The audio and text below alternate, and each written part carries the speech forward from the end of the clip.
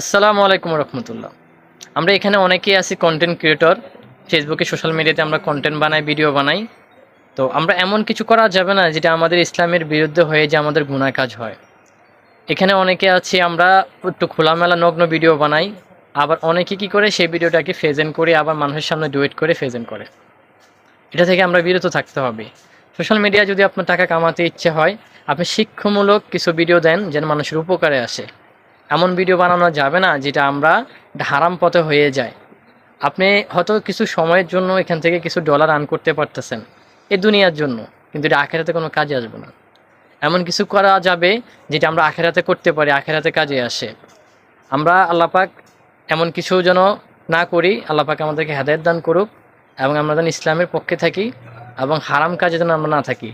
সবাই ভালো থাকবেন। আসসালামু আলাইকুম রহমতুল্লাহ। আর আমার যদি কোনো কথা যদি ভুল ত্রুটি হয়ে থাকে আমাকে ক্ষমা করে দিবেন।